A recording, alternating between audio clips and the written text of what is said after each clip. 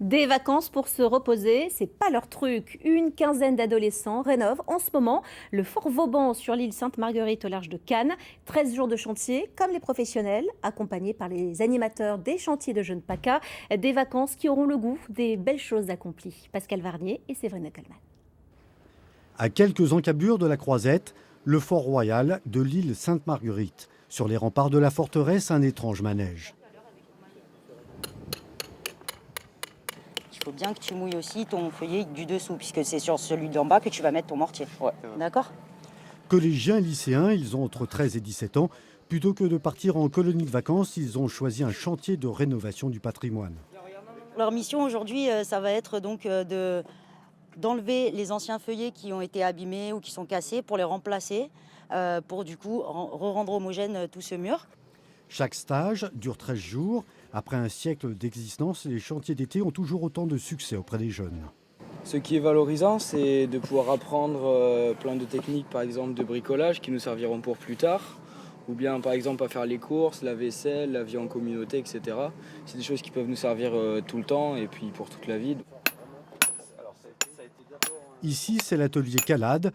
Le travail consiste à remplacer les pavés à l'identique en les calant parfaitement les uns par rapport aux autres.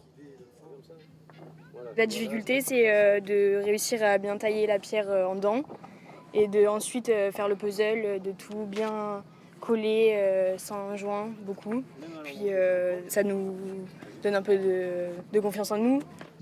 Tous les jours, de 8h à 13h, les maçons en herbe œuvrent sans relâche pour redonner au Fort Royal tout son éclat.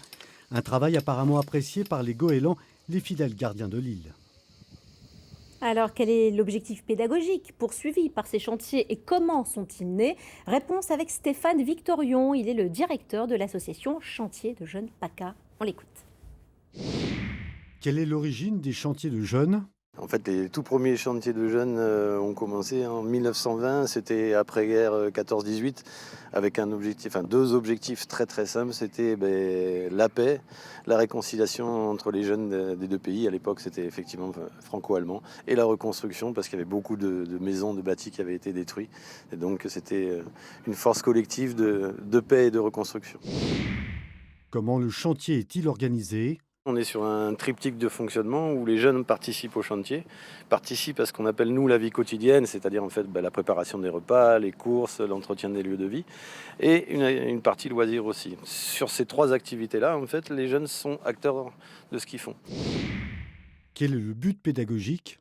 Pour nous particulièrement, puisqu'on travaille avec des adolescents de 13 à 17 ans, c'est la responsabilisation, la prise d'autonomie et de pouvoir prendre de l'initiative tout en participant à quelque chose avec une utilité collective, la restauration de bâtis patrimoniaux par exemple, comme on est ici.